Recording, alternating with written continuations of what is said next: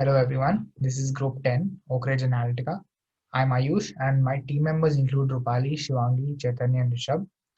Today I'm going to take you through the introduction, vision and the business objective parts. My team members will take you through the rest of the agenda. So introducing ourselves very quickly, we are an analytics consulting company working in the areas of HR, finance and operation domains across the world. In this engagement, we are helping GoRecruit, one of the leading recruitment agencies in the US, in setting up their newly created analytics wing and also in publishing a market assessment report for all the job postings available in the US.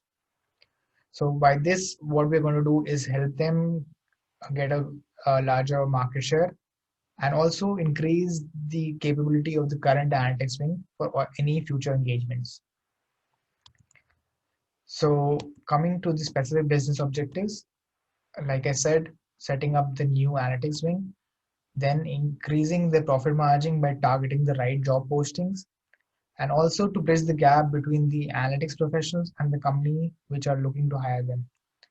So coming to the current organization structure for GoRecruit, this is the analytics wing which has been created.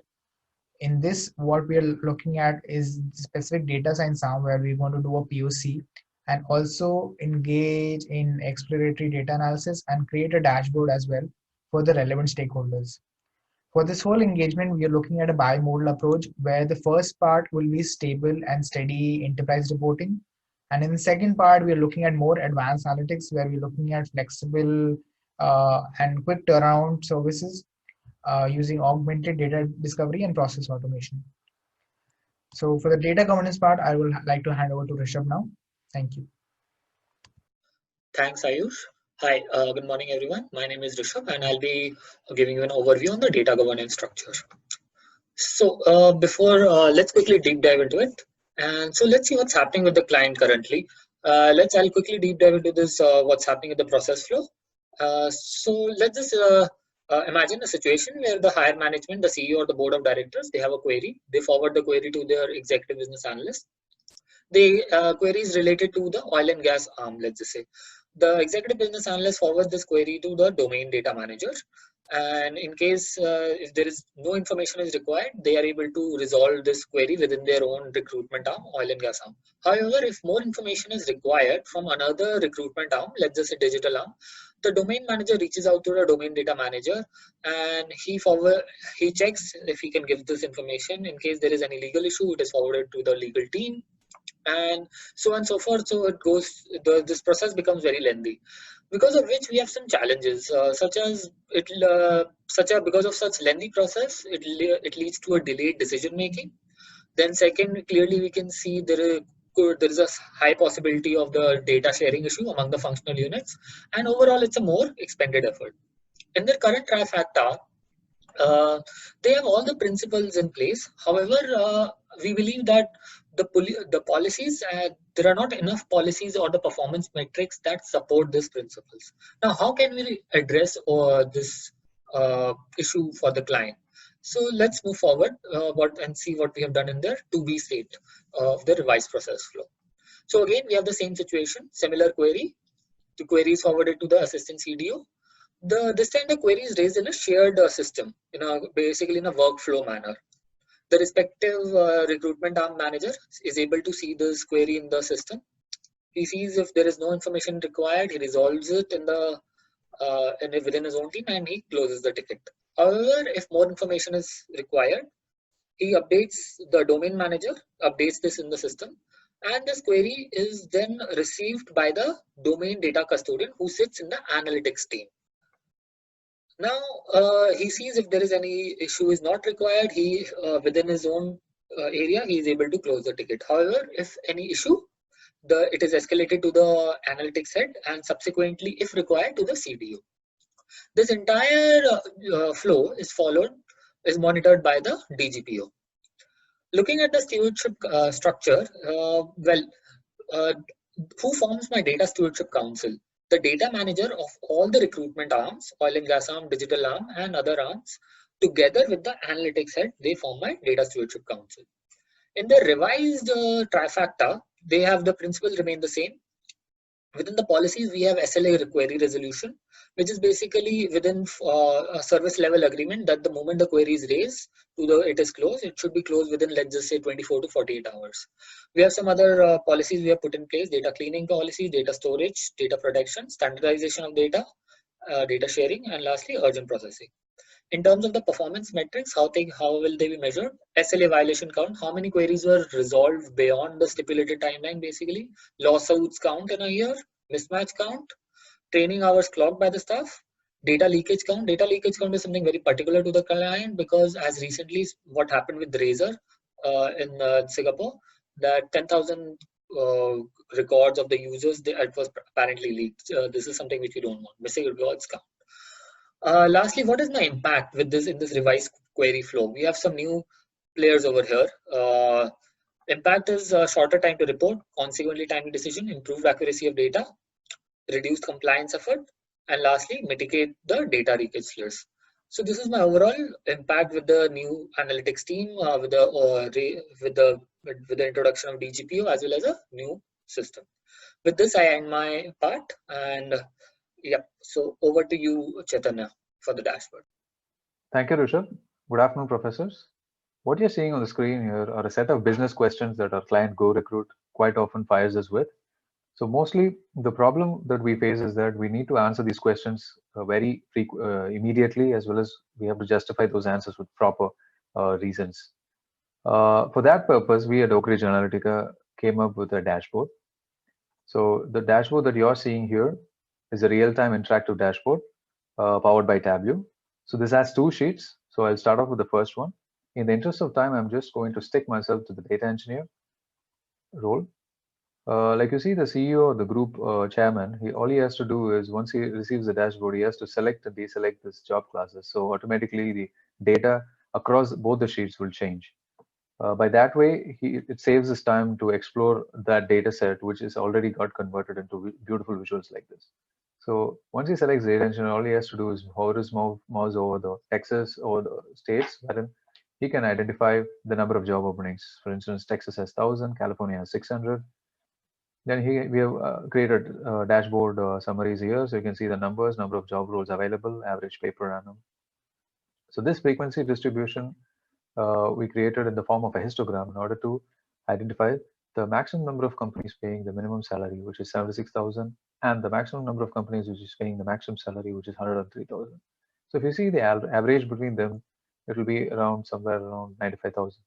But you can see the average pay I mentioned here is 100,000. So why is that difference?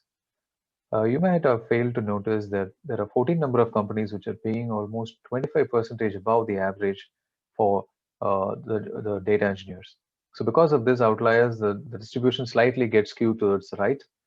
As a matter of fact, that is the reason why even my average also gets shifted to the right.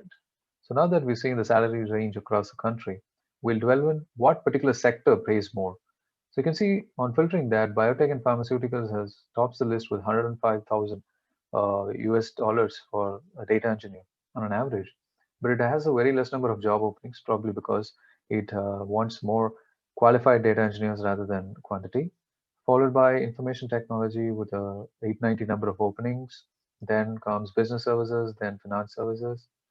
So my CEO would be very happy that he's identified the sectors which actually pay high, but he will be more interested in order to filter in that particular sector what are the top revenue companies so that he can approach those companies and bridge a gap between the employers as well as the job seekers. So you can see the Optum tops the list, and you can see 155,000 is the average is the revenue is the average pay by the Optum, which is a $10+ billion revenue generating company.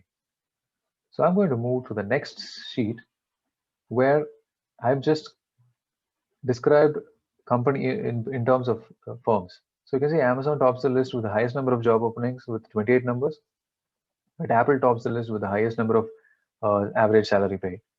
And this particular graph I have, which is a bubble chart, I have deployed here in order to break the misconception that the bigger companies pay high. It's actually the other way. You can see the Apex Systems, Randstad, are smaller companies which have a good rating as well as pay a decent amount to the data engineers, equivalent to the IBM and Kforce, which are big companies in size. So bigger company, you can say the bigger companies are actually undervaluing the data engineers. Now that we've seen the size-based comparison, there'll be few job seekers who would be more interested to know who are the actual owners behind these big organizations. So that way they can find out, filter by private sectors or non-profit organizations or government-based government sectors. So by this pie chart, they can identify what are the companies, which percentage of ownership are held by the maximum number of companies. And lastly, I've kept this job title in order to highlight this particular takeaway where the machine learning engineer is actually paid less than a junior data engineer, which obviously shows the demand for data engineers in the market. So if you're a fresher, you're there, your chance is there. So with the help of this dashboard, I can clearly say that the CEOs in GoRecruit will be much happier to answer questions, a lot of business questions by just using those visualizations. So these are the few key insights that I've uploaded here, which will be discussed further by Shivangi. And lastly, as a client, when the client gets happy, of course, the consultants, we will be happy. So does the customers. So moving forward, I'll hand over the dice to Ayush. Hello everyone. Now I would like to show how we managed our engagement. This is our effort estimation diagram. We have completed data understanding, data preparation, data governance and development, and are now currently in the testing phase. Our project approval date was set for September 7 and handoff to production date is 29th of September. We have a 5-member team with 2 data analysts, 2 dashboard developer and 1 data analytics manager. This is a burn down chart. Total number of story points that we have is 90 and number of working days decided for it is 18. So as you can see from the diagram, we were behind the schedule at first, but we were eventually able to catch up and were able to complete it on time. Most of our time went in data cleaning and dashboard creation. These are the 3 key risks that have been identified by us. First is data quality, which means that the quality of data should not be compromised and it should be same throughout the data set.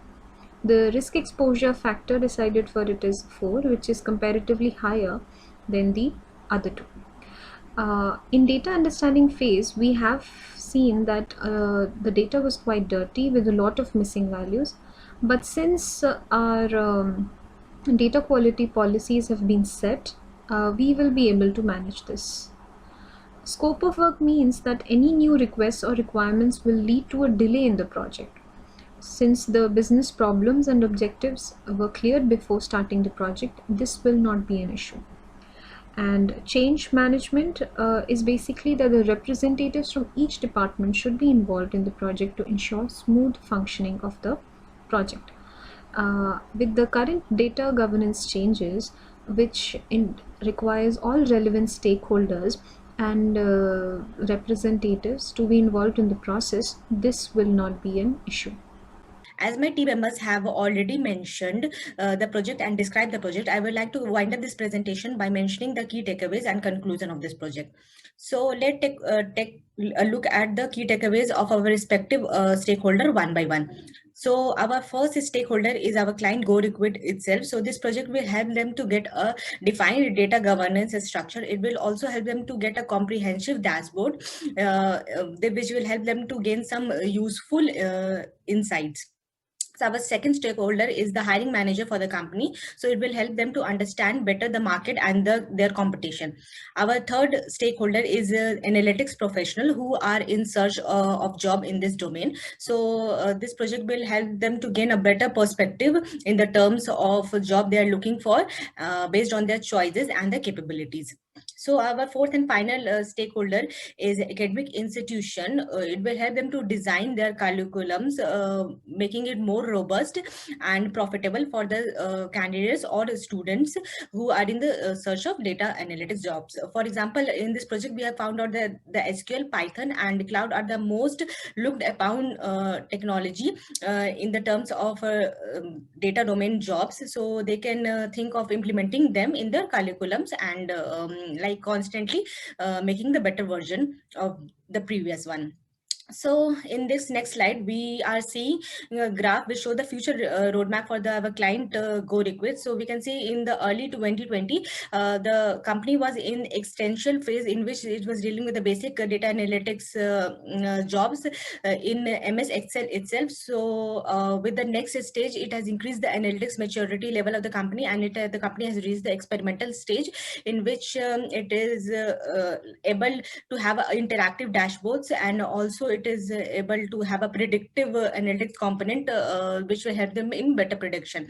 So our future goal for the company is in by 2021, which will help them to expanding its horizon in also in exponential form, in which it will can be self-sufficient in automation and also deal with big data technologies. So this will increase the analytics maturity level of the companies to exponential fold, and this is our proposed future roadmap for our client. So with this only, we will like to end this presentation, and thank you everyone for listening to us and giving your time. Thank you.